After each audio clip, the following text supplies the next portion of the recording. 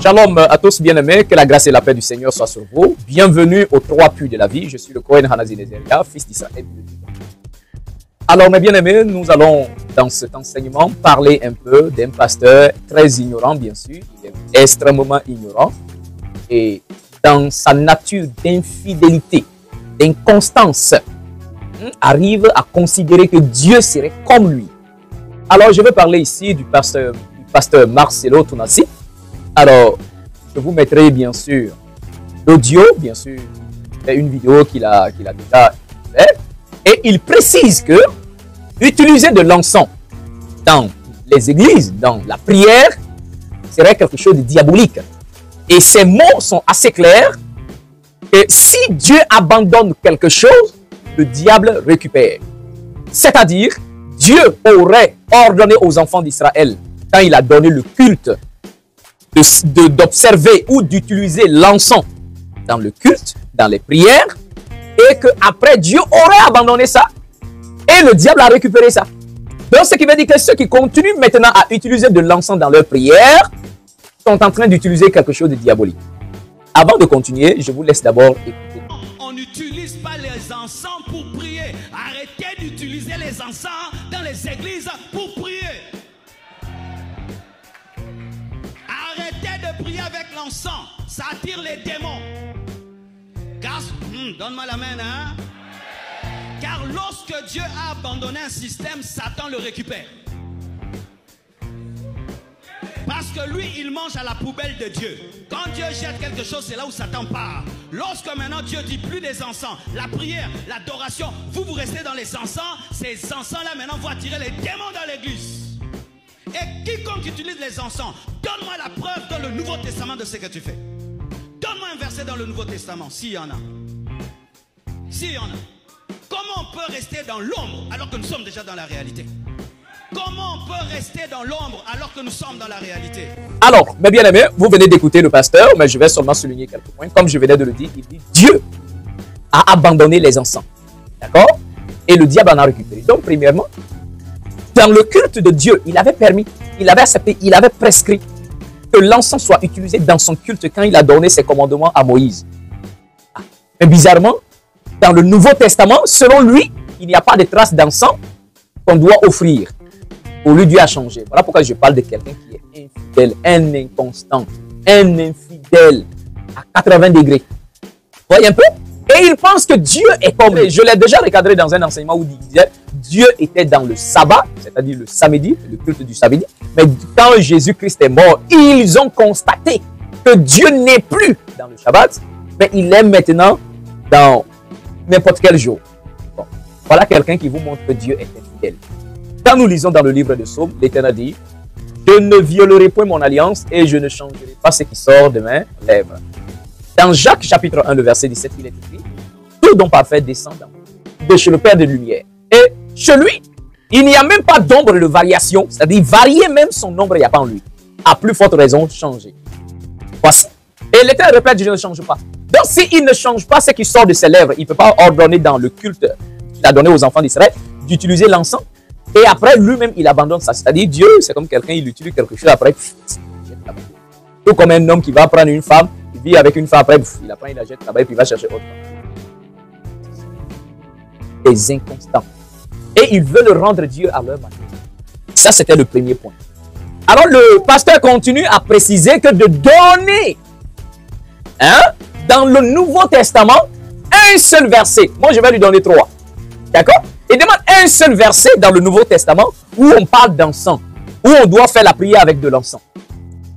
Je peux même le dévancer plus loin. Alors, nous allons d'abord lire le verset et puis nous allons décortiquer en plus l'encens signifie quoi. Pourquoi utiliser l'encens pendant la prière? Est-ce nécessaire? Est-ce obligatoire? Et pourquoi? Alors, vous allez comprendre que déjà dans l'Ancien Testament, quand on fait des sacrifices à Dieu, quand on fait des offrandes à Dieu, on l'accompagne toujours de l'encens. Par exemple, quand vous lisez dans le livre de Lévitique, le chapitre 2, à partir déjà du verset 1 à descendre, il dit, si quelqu'un fait des offrandes à Dieu, donc son offrande sera de fleurs de farine, mélangée avec de l'huile et accompagnée d'encens. Le verset dit, le grand prêtre prendra une poignée de la farine avec l'huile et tout l'encens qu'on va brûler au feu. Et le Seigneur dit, car c'est une offrande dont douceur est agréable. Et vous allez comprendre que dans tout l'Ancien Testament, selon les paroles Ancien Testament, bon, on va prendre ça comme ça d'abord. Donc, dans tout ce qu'ils appellent Ancien Testament, on ne fait jamais de prière sans faire de l'holocauste, sans brûler. Parce que la prière monte toujours avec l'encens. Alors, sans plus tarder, mes bien-aimés, je prends un premier passage avec vous. Apocalypse, le chapitre 5, le verset 8. Je lis Apocalypse, le chapitre 5 et le verset 8. Ça, c'est la Bible chrétienne. Il est écrit, quand il eut pris le livre, les 4 êtres vivants et les 24 vieillards se prosternèrent devant l'agneau, tenant chacun une harpe et des coupes remplies de parfums, qui sont les prières des saints. Donc, dans ce verset, on parle même du ciel. On a quitté même la terre. Mais n'oubliez pas, quand on devrait faire le sanctuaire, c'est-à-dire le temple à Jérusalem, le Seigneur dit à Moïse, fais attention, tu construiras le sanctuaire selon le modèle que je te montre sur la montagne. Le modèle du sanctuaire céleste au ciel, c'est exactement la même chose que tu dois répéter sur la terre. Et le Seigneur précise, les ustensiles, tout ce qui est dans le temple céleste, c'est la même chose que tu dois représenter dans le temple terrestre. Afin que le ciel et la terre soient connectés. Afin que ces deux mondes soient synchronisés, bien sûr, à travers le temple. Voici la réalité. Donc, le verset dit ici, quand il est arrivé que l'agneau a pris le livre, ça c'est le Christ, il a pris le livre, les 4 êtres vivants qui se tiennent devant, qui entourent le trône de Dieu, et les 24 vieillards, ils se prosternent devant l'agneau, devant le Christ, le Mashiach. Et on dit, ces 24 vieillards-là, chacun avait une coupe. Ok, une coupe, bon, un truc comme ça, une coupe. Et le verset précise, le verset dit, et chacun avait une harpe, pardon, et une coupe, et des coupes d'or remplies de parfum. Bon, peut-être c'est le mot parfum là, il ne sait pas s'il ne comprend pas, il pense que c'est parfum, mais soit foufou. Parfum ici là, c'est l'encens. Hein, c'est l'encens. Les 24 vieillards, chacun a l'harpe, bien sûr, harpe dans sa main, mais chacun a une coupe qui est remplie d'encens. Et le verset va essayer de faire le lien. On dit l'encens qu'ils ont dans la coupe symbolise, représente la prière des saints. Et il va dire non, ici, non, ce qui est dans la coupe là, ce n'est pas de l'encens, mais c'est la prière du peuple qui est dedans. Bon, calme-toi. D'accord? Apocalypse 8, le verset 3. Vous savez, quand je dis que quelqu'un est bête là, hein, il est allé à l'école pour accompagner les gens. Oui, il pense que quand ils s'arrêtent pour crier là, c'est ça qui est le problème. C'est pas crier qui est le problème, il faut aussi être un peu intelligent en fait. Mais tu es trop bête toi. Apocalypse, le chapitre 8, le verset 3. Alors la parole nous dit, et un autre ange vint, et il se tint devant l'autel, ayant un encensoir d'or. Ah, mon ami, cette fois-ci tu as entendu, ayant un encensoir d'or, on lui donna beaucoup de parfums. On lui a au ciel. On est au ciel. Cet ange vient s'arrêter devant l'autel de Dieu. Et le verset dit, il a son encensoir en main. Ah, c'est quoi on brûle dans l'encensoir là? C'est un parfum, c'est pas l'encens? Pourquoi j'ai dit que tu es allé à l'école pour accompagner les autres? Tu as escaladé les murs là. Tu restes en classe, tu vas suivre les cours. Tu escalades les murs et puis tu sautes, tu t'en vas, tu fais vagabondage. À cause de ça, ça te rattrape aujourd'hui là. Donc, on lui donna beaucoup de parfums. Maintenant, le but c'est quoi? Afin qu'il les offrit avec les prières de tous les saints sur l'autel d'or qui est devant le trône de Dieu. Il est devant le trône de Dieu, on lui a donné, il a son encensoir, on lui a donné beaucoup d'encens. Maintenant on dit l'encens là, il faut l'offrir avec les prières. T'as rien compris, hein? Quand on dit offre quelque chose avec, c'est-à-dire la chose doit être accompagnée d'eux. Parallèlement, bien sûr. Donc il a l'encens, on dit prends l'encens, offre l'encens à Dieu avec la prière de tous les saints. Parce que la prière ne peut jamais s'élever sans encens. Les deux sont toujours démontrés, donnés, offerts ensemble. Voilà pourquoi dans tout l'Ancien Testament, dans tout le culte que le Seigneur donne, il demande toujours que les offrandes soient accompagnées d'encens. Bête comme tu es. Alors, maintenant, je vais encore aller. Alors, on a lu le verset 3, maintenant le verset 4. Il dit, la fumée des parfums monta. La fumée, l'odeur, la fumée de l'encens monte avec la prière des saints de la main de l'ange qui est devant Dieu. Un impur que toi tu es là, sur terre ici, tu es impur. On parle même de ceux qui sont un peu plus parfaits que nous, au ciel, devant le trône de Dieu. Dieu a besoin que l'encens soit brûlé devant lui. Il faut que la fumée s'élève devant Dieu, devant le trône de Dieu. Toi, tu peux te tenir devant le trône de Dieu. Tu peux te tenir devant, tu peux même pas te tenir devant un ange, c'est devant Dieu tu peux te tenir. Toi. Voici la réalité. Tu as demandé de te donner un seul verset dans le Nouveau Testament, je t'en ai donné 3. D'accord? Parce que ici, si j'avais pris peut-être dans d'autres pays, il va dire non, peut-être c'est l'apôtre Paul qui a parlé. Non. Mais ici, là, c'est révélation de l'Apocalypse.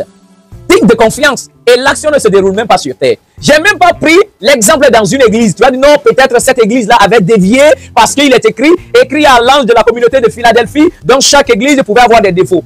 Ici, là, si je peux appeler ça église, parce que le mot église veut dire ecclésia, une assemblée, ça là, c'est l'assemblée du ciel. Hein? Si je peux appeler ça l'église du ciel au paradis là-bas, tu ne peux pas me dire que ce n'est pas parfait. Mais devant Dieu, on offre l'encens. Et toi, avec ta bouche, là, tu viens, tu prends ton micro, tu sautes devant les gens. Quelqu'un n'a qu'à me montrer un seul verset où il faut utiliser l'encens. Ah, n'utilisez pas l'encens dans les églises. Ce que Dieu a abandonné, le diable récupère. C'est quelque chose de diabolique. Un infidèle. C'est la réalité. Vous savez, pour vous, moi, j'ai un problème avec les faux pasteurs et les faux prophètes. C'est ça la réalité. Avant de prêcher là, réfléchissez très bien. Avant de vous arrêter pour faire des bêtises. Parce que quand tu t'adresses à un groupe de personnages qui offrent de l'encens, mon ami, tu as parlé d'un groupe de personnages qui offrent. Donc, ce qui veut dire que tu les attaques. Tu es en train de dire qu'est-ce qu'ils font, c'est diabolique. Mais en retour, on récupère ta propre Bible et puis on te recadre. Et je ne mâche pas les mots. D'accord? Et si vraiment tu es trop fâché, tu es trop en colère, viens qu'on s'assoie sur un plateau, on fait un débat face à face. Je te démolis en face. Tu savais combien de fois je te recadre dans les vidéos, mais tu vas faire comme si tu ne vois pas. Tu vois très bien. Mais essaye. Voici la réalité. Au pasteur là, réfléchissez bien avant de parler devant les gens. Donc ça, c'était...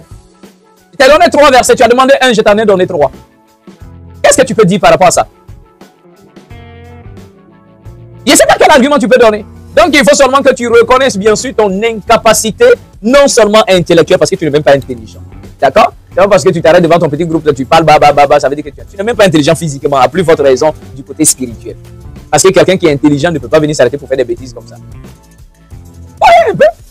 Et regardez un peu le truc. C'est-à-dire, toi, tu te dis, pasteur, tu as fait école théologique. Pendant combien d'années, pendant combien de temps tu prêches? Mais ces versets dans ton Apocalypse là, tu ignores ça. Et tu oses lancer un défi bidon qu'on n'a qu'à te montrer un seul verset, tu oublies qu'il y en a plein. Bon, si c'est l'autre côté, vous allez dire, non, ça c'est l'Ancien Testament, on n'est plus sous la loi, maintenant on est sous la grâce. C'est ce que j'ai dit. Dieu appelle un peuple, il choisit un peuple, les Israélites, et il les donne un culte. Vous êtes bête, vous dites que non, ça c'est l'Ancien Testament. Le mot testament veut dire quoi? Quand on dit testament, ça veut dire quoi? Ça veut dire dernière volonté d'un défunt. Donc si vous appelez déjà l'autre côté Ancien Testament et l'autre côté Nouveau Testament, vous êtes en train de dire que ce que vous appelez Bible là, ce sont les volontés bien sûr des morts. C'est-à-dire ce sont les dernières volontés de Dieu. Votre Dieu est mort, donc il a laissé des testaments, anciens et puis nouveaux. Tu vois déjà comment tu es bête? Ça c'est un premier problème. Maintenant, deuxièmement, vous dites que vous n'êtes plus sous la loi, mais vous êtes sous la grâce. C'est-à-dire, il y a le nouveau, ce que vous appelez Nouveau Testament. D'accord. Mais c'est quel verset dans ce que tu appelles Nouveau Testament là, c'est-à-dire en dehors d'Apocalypse même, on démontre qu'il y a des institutions qui sont établies par rapport au culte. Quel verset? Quel verset qui dit, quand on se rassemble, voilà tel jour on doit se rassembler, puisque vous dites que ce qui est donné à Moïse n'est plus valable. D'accord, il n'y a même pas de souci. Maintenant, depuis Matthieu, d'accord, on va même laisser l'Apocalypse de côté. C'est quel livre où on nous dit, quand on se rassemble, voilà ce qu'on doit faire, voilà telle offrande qu'on doit faire, voilà ceci, voilà cela. C'est écrit où? Des références. Ça, c'est aussi le défi que je te lance. C'est-à-dire un processus de culte qui est bien établi dans les Écritures. Montre. Ça existe. Voilà le problème. Alors, troisièmement, montrez-moi que vos églises que vous bâtissez, c'est-à-dire l'église Compassion, même la simple construction de bâtiment église Compassion, montre-moi que cela est identique, bien sûr, au temple céleste. Parce qu'au moins, ce que vous appelez Ancien Testament, le culte de Moïse, là, le temple de Moïse, là, Dieu a dit à Moïse que tu construiras le sanctuaire selon le modèle que je dois te présenter, selon le modèle que tu as vu sur la montagne, là, c'est ça que tu dois représenter. Donc, entre toi et Moïse, qui est en train d'être synchronisé avec le ciel et puis faire ce que Dieu demande. Voici le problème. Vous êtes des égarés à 99%. Et si vous voulez vous montrer que vous connaissez Dieu. Voici. Ça, c'est le béaba. Hein? Ok? Ça, c'est... Maintenant, on vous précise même que ce qui est dans l'Apocalypse, là, les révélations du ciel, tout, c'est le même culte qu'il a donné à Moïse. Les mêmes offrandes qui est présenté. Voici. L'encens, ainsi de suite. La seule différence, c'est le sacrifice du sang. Bon, vous avez encore dit que non, si on ne fait plus un sacrifice du sang, parce que Dieu même aurait sacrifié son propre fils. Et c'est que Aaron même était encore mieux. Aaron même sacrifiait les moutons. Mais votre grand prêtre, c'est pas, vous dites même que Jésus est Dieu. Donc, votre Jésus lui-même s'est offert un sacrifice, lui-même s'est égorgé lui-même. Donc, alors mes bien-aimés, donc moi je vais m'arrêter là avec la folie de ces hommes-là, et que le Seigneur vous accorde sa grâce, qu'il vous bénisse. Moi je vous dis shalom.